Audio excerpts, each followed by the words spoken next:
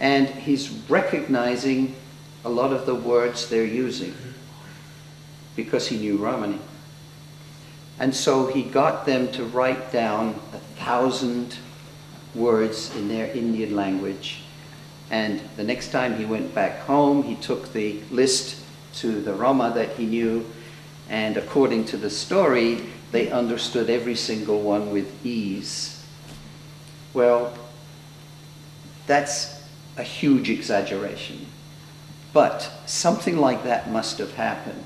I actually chased this down. I went to Leiden, I checked out the records from 1760 and so on. There's no record of this guy ever having been there. And it's a bit of a mystery. But something must have happened. We've never found that list of 1,000 words. It's only been written about. But something must have happened, because as the story goes, and it appeared in the Vienna Gazette, he passed this information along to somebody else, who then passed it along to the editor of the Vienna Gazette, and it finally got into print in 1776, so 16 years before it got into print. And once that happened, there was tremendous interest, because we're in the period of the Enlightenment, and a lot of academic areas are beginning to emerge, including linguistics. And if you know anything about philology and linguistics, the early interest was in the so-called classical languages, Greek and Latin and Sanskrit. And the study of Sanskrit was central to the early beginnings of linguistics. And here was a population on the very fringes of European society, at the very bottom, speaking a language descended from this noble Sanskrit language, which was kind of an anomaly. And so a number of scholars, European scholars, most of them German, thought to themselves, well, if they speak an Indian language, they must be from India. And that's a dangerous assumption, of course. Specific languages are not passed genetically, they're passed socially. And when I tell my students about this, I make the point that I have students who are native speakers of English, whose ancestors may have been African or Chinese or Mexican, but they're native speakers of English. And on that basis, I cannot assume that they're Anglo-Saxons. But back then, the idea was, well, if you speak an Indian language, you must be Indian. As it turns out, they were right. But having started this line of pursuit, the questions were, okay, if these Xylena are Indian, what are they doing in Europe? When did they leave? Why did they leave? Do they have a country? All these sorts of questions. And the first full-length book about Roma was by somebody called Grellman. It came out in 1784. And in it, and it was a very racist book, very negative in his description of the Roma, but he said, well, if we look at Roma today in Europe, or Zigeuner, this is the German word, they are so poor and shunned and marginalized, and they do all the crappy jobs, and they play music on street corners and so on. This is what they must have done in India. So they must have come from the lowest caste in the Indian caste system, which would be Shudra. And this was the assumption. And as we get into the 1800s, there's more discussion about this. And in 1829, an English army man called Colonel John Harriot wrote an article in a journal where he claimed to have discovered the answer to who the gypsies were. And that's the word he used, English. He said the story of what the gypsies are doing in the West is in the history of Persia, a book written in the 11th century called the Book of Kings. And in the Book of Kings, there's a story about an episode that took place in the 5th century when the son-in-law of the Shah of Persia visited his father-in-law. He was from India, but he was visiting his father-in-law in Persia and noticed that the Persian subjects all looked miserable. So he said, when I go back to India, I'm going to send you a gift of 10,000 musicians to cheer up your subjects. And evidently this happened because the same story turns up in about 4 different independent places. A couple of them say 10,000 musicians, a couple of them say 12,000 musicians, but we can assume that something like that must have happened. But Harriet took it a bit further. He said, now here we've got evidence that a whole lot of Indians left India at one time, came west into Persia, and they were musicians. And look, a lot of the gypsies in Europe are musicians. And there's nothing in the Book of Kings to say that they ever went back to India. In fact, the story goes that after 1 year, the Shah, Hancock of Persia, got tired of him and just told him to go away. And that was the end of the story in the Book of Kings, the Shahnameh. And so Harriet says, well, they must have just kept coming west, and then they all came into Europe. And that became the established story. And to this day, it gets repeated. I have a book for children about gypsies that came out 2 years ago from an American publisher, and it repeats this story. Well, in recent times, there have arisen, if you like, Romani people who have become educated in the Western way and who have become historians and linguists and who grew up speaking our language and who have re-examined the details of our history. And the picture that we have is very different. What we know is, well, let me tell you how we did it. It's like a detective story. The language that we speak is an Indian language. There's no Indian language in India that's quite like it. If we look at our language, it's certainly Indian, but it has features from several different Indian languages. Even in our numbers, when we count up to 10, there are 4 different Indian languages represented, even in just counting up. That points to a mixed population, not a single population. If we look at the kinds of words in the language, there are quite a lot of words having to do with warfare. The word for soldier, the word for prisoners of war, the word for spear, dagger, setting up camp, taking down camp, all kinds of military words. And these are Indian words. That's important, because if you look at our Romani language, a good metaphor for it is an onion. If you think of an onion as being built up layer upon layer, that's what the language is like. The heart of it is Indian. But then there's a layer of Persian. Then there's a layer of Armenian.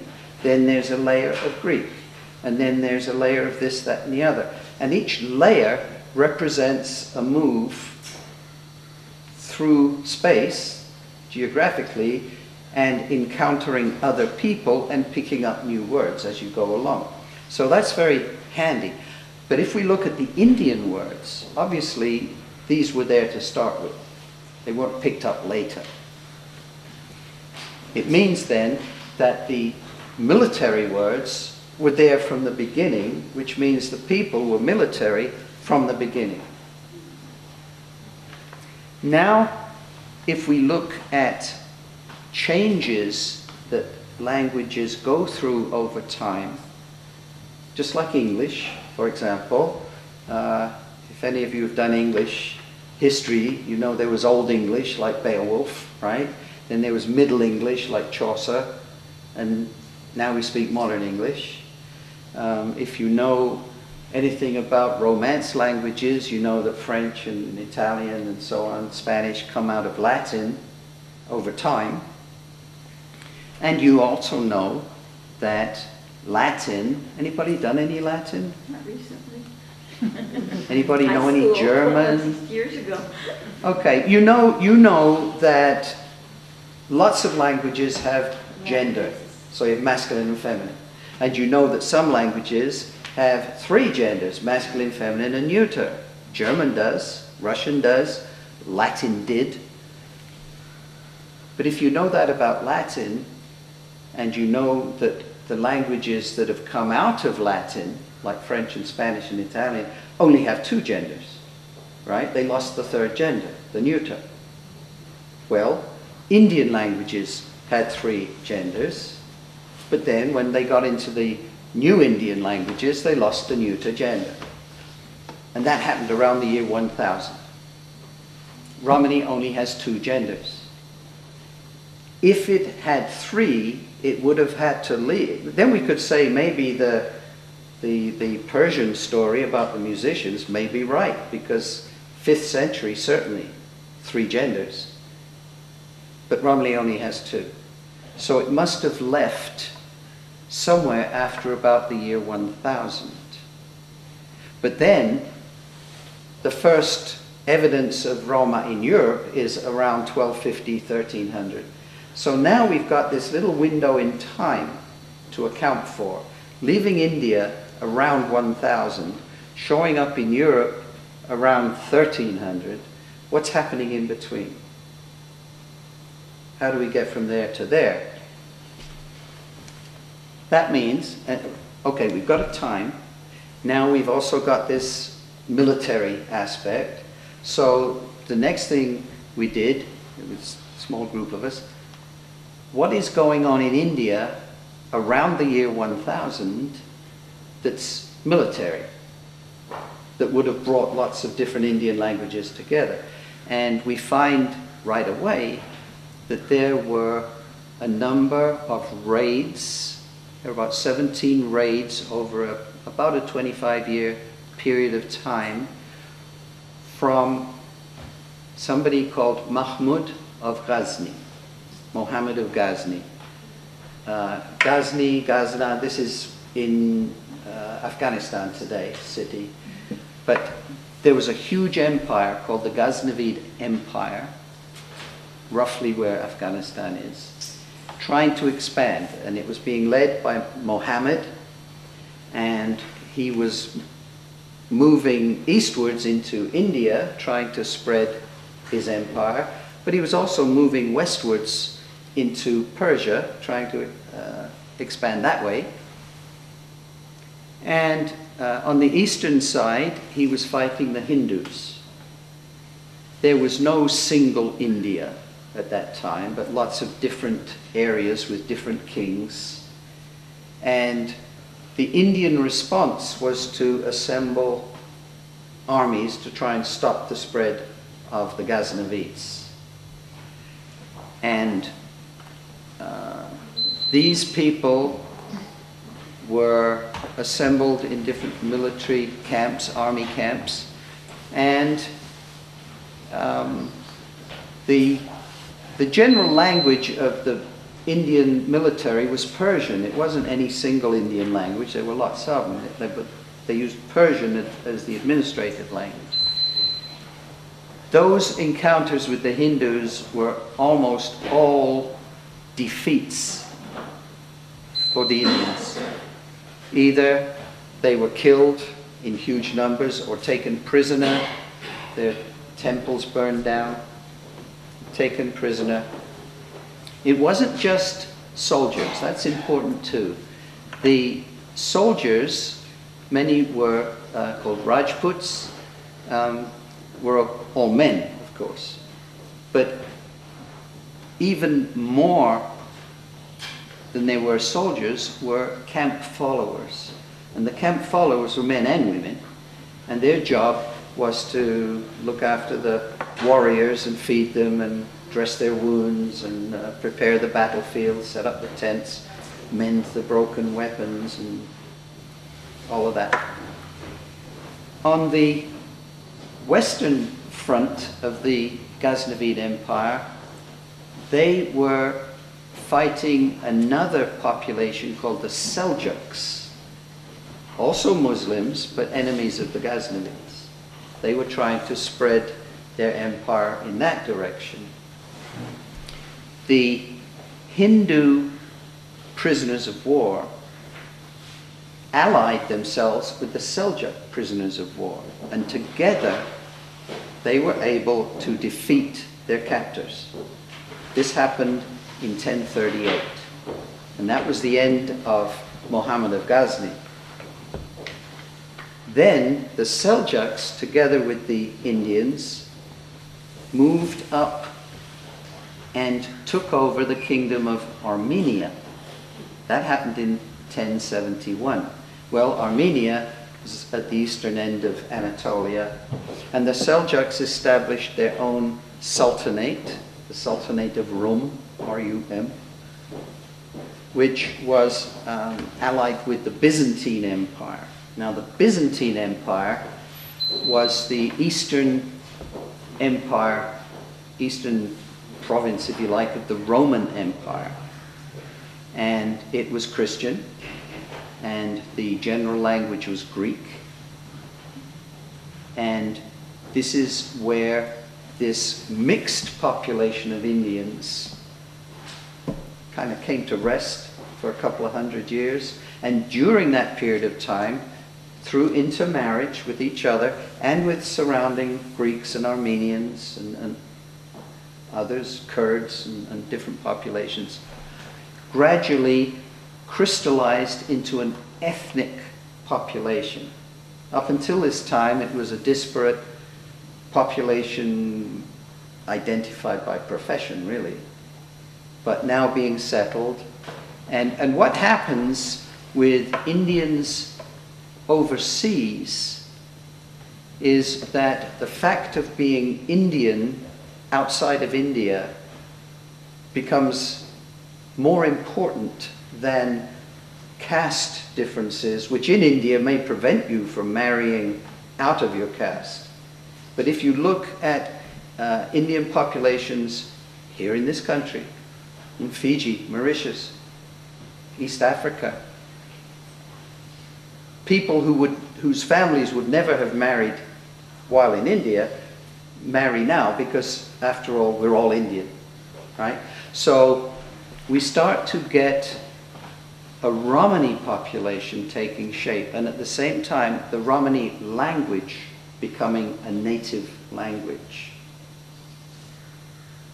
If we look, and this is what we understand now, if you look at the Romani language, it's never been spoken in India. That's interesting. It's an Indian language that was never spoken in India. We are an Indian people who didn't exist in India, but our genetic makeup is clearly Indian. Even 1,000 years later, we all have it. But if you look at the breakdown of the different dialects, there seems to be three major big dialect groups in Europe. An early one, a middle one, and a later one. And the early one is represented by Romani populations that are around the fringes of Europe. Obviously, they're the ones who went furthest. They went right to the coastlines. So up through Scandinavia, through the British Isles, down through Spain, and even in the southern Balkans and parts of Italy, there are dialects of our language which are the earliest kinds of Romani. Then we get a bit later, which are spoken in the central area, in Czech Republic, Slovakia, parts of Hungary. Then we get a later one, which is distinctive in that it seems to have originated with the move of the Ottoman Turks westward into Europe. Once again, a move initiated by this expansion of Islam out of India because of the eastward movement of the Ghaznavids, into Europe because of the western movement of the Ottoman Turks. And when the Ottomans took over the Byzantine Empire and kept on coming up into the Balkans, bringing Islam and the Turkish language with them, they brought Roma also. And it's interesting that those